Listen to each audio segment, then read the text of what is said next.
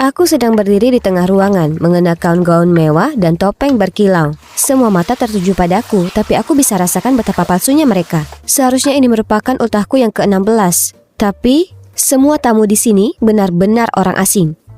Ini semua kesalahan si bola slime Gregory itu. Sebenarnya, pesta OTT ini semua gara-gara dia. Oh, hai, aku Vivian, tapi teman-temanku memanggilku Viv. Ibuku, Jacqueline Mars, adalah salah satu orang terkaya di bumi. Jadi, aku tumbuh dengan mengira mansion megah, kolam renang raksasa, dan satu lantai penuh untuk mainan itu lumrah. Ya, paling tidak begitu hingga aku berumur 10. Hari itu, aku sedang main di rumah bonekaku yang seukuran aslinya, saat ku dengar suara orang bicara di seberang pagar. Kuintip dari balik pagar dan kulihat ada wanita dan anak perempuan sekitar seumuranku terlihat cukup aneh. Penasaran, aku berbicara. Hei kau, kenapa kau berdandan lucu sekali? Maaf, apa katamu? Kau bahkan tak pakai sepatu. Itu sangat bodoh.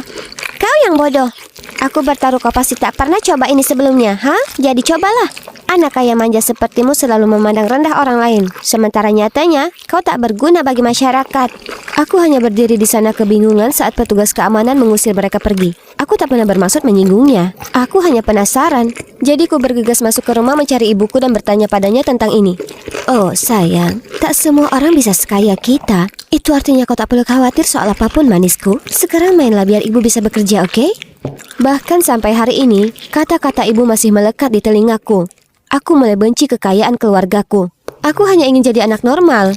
Itulah kenapa saat aku menginjak SMP, ku yakinkan ibu untuk mengizinkanku pindah dari sekolah swasta ke sekolah negeri dan menghapus segala sesuatu tentangku di dunia maya. Jadi tak ada yang tahu tentang keluargaku yang berpengaruh. Aku naik bus ke sekolah, beli pakaian di toko loak, dan menyiapkan makan siangku sendiri bukannya bawa sajian mewah yang dibuatkan chef untukku. Kehidupan yang sangat normal. Hingga Gregory, si pacar ibu, muncul. Dia ikut campur dalam segala hal. Ibu tak hentinya mengomeliku tentang pakaianku, sekolah negeriku yang kumuh, atau aku harus berhenti nongkrong dengan anak-anak yang biasa saja. Dia membuatku gila. Dan untuk melengkapinya, dia memberi ide ibuku untuk mengadakan pesta ulang tahun ke-16 untukku. Aku benci perhatian. Ibu tahu ini, tapi apa yang Gregory inginkan akan Gregory dapatkan. Ini bisa jadi kesempatan untuk memperkenalkannya ke masyarakat dan mendapat rekanan baru. Itu akan baik untuknya saat mengambil alih bisnis di masa depan. Bla bla bla. Yang benar saja, satu-satunya yang dipedulikan laki-laki itu adalah dirinya sendiri dan rekanannya, bukan aku. Pada akhirnya, aku setuju hadiri di pesta topeng dengan satu syarat. Ibu berhenti mencampuri dengan siapa aku boleh atau tak boleh bergaul, terutama dengan teman-temanku di sekolah. Dan hal itulah yang mengantarkan kami ke saat ini. Tepat saat pembawa acara mengumumkan bahwa ini saatnya dansa pertamaku. Apa aku sekarang?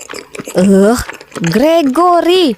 Dengan bingung kulihat sekeliling mencari pasangan ketika tiba-tiba ada tangan yang meraihku. Gadis yang sedang berulang tahun, ayo dansa denganku. Dasar aneh. Lepaskan. Bisakah seseorang membantuku dengan ini? Tiba-tiba seorang anak laki-laki seumuranku muncul. Oh, astaga, dia punya mata abu-abu yang indah yang pernah kulihat.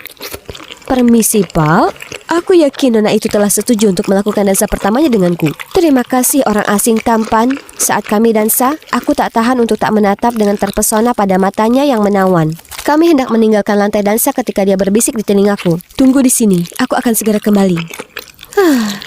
Siapa yang akan mengira kalau pesta yang dangkal seperti ini akan menuntunku ke pria sempurna? Tiba-tiba, ku dengar suara klik di belakangku. Dan saat aku berbalik, maskerku terjatuh. Oh tidak, seorang paparazzi menggunting tali topengku. Ku coba tutupi wajahku dengan tangan, tapi itu tak berguna. Untung ibu segera datang dan menyembunyikanku di belakangnya. Maaf semuanya, tapi pestanya selesai. Kami bersenang-senang dan berharap bisa bertemu lagi dengan kalian segera. Kemudian ia menuntunku kembali ke kamarku, sementara penjaga keamanan menunjukkan jalan keluar ke semua orang. Sejak saat itu, kehidupanku yang biasa saja berakhir selamanya. Wajahku terpampang di seluruh dunia maya sebagai miliarder, putri dari Jacqueline Mars. Sekarang semua orang di sekolah memandangku lucu. Aku tak paham guys, aku ini masih fit yang sama seperti dulu. Oh, itu para sahabatku. Mereka pastinya akan mendukungku ya kan? Tapi tidak. Saat aku mendekati mereka, mereka menyerangku dengan mengatakan bagaimana aku tak cukup mempercayai mereka untuk mengakui jati diriku yang sesungguhnya.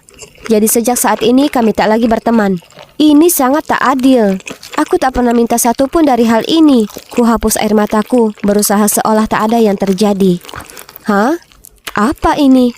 Ada secari kertas di atas buku-bukuku yang mengatakan, "Hei, ini aku, cowok dari pesta ulang tahunmu. Aku prihatin atas apa yang terjadi padamu. Jika kau butuh seseorang untuk diajak bicara, kirim pesan padaku kapan saja." Oh, jadi dia dari sekolah kami? Wow, tepat saat kukira tak ada seorang pun yang ada untukku, dia muncul lagi. Tapi tak ada nama. Apa dia masih mainkan permainan misterius ini? Oke, kalau gitu aku panggil dia Satria Bertopeng. Sejak hari itu, kami tak hentinya berkirim pesan. Dia memahamiku, kondisi keluargaku, dan teman-temanku, semuanya. Pernah, dia bahkan diam-diam selipkan tiket konser Blackpink ke dalam tasku. Karena aku pernah bilang padanya kalau aku ini fans berat mereka. Di lain waktu, dia mengirimiku kartu hadiah ke toko es krim favoritku sepanjang masa, Ben & Jerry's, hanya untuk menghiburku di hari yang buruk. Au! Es krim ini rasanya lezat, tapi tak bisa tidak aku berharap Satria Bertopengku ada di sini bersamaku. Yang ku tahu, dia punya mata abu-abu terindah dan rambut hitam yang memukau. Wah, panjang umur. Hei, aku punya kejutan untukmu di hari Valentine ini. Kuharap kau bersemangat ketemu aku seperti aku ingin bertemu denganmu. Akhirnya, aku akan bertemu cowok yang kusuka. Aku tak sabar. Di hari Valentine, aku sedang belajar bahasa Inggris sambil menatap keluar jendela dan memikirkan kesatria bertopengku. Aku ingin tahu seperti apa dia. Ladies, aku sudah bawakan mawar Valentine kalian. Ini silakan, Viv. Ini dia.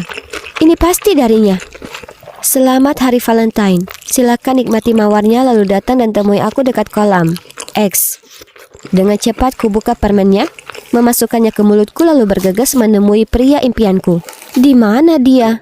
Saat aku berusaha memanggilnya, ruangan mulai berputar. Kulihat bayangan sosok hitam yang kabur. Kemudian, kepalaku rasanya membunuhku. Di mana aku? Dan tangan siapa yang kugenggam? Tunggu dulu. Mata itu? Dia pasti. Syukurlah kau sudah siuman. Apa kau adalah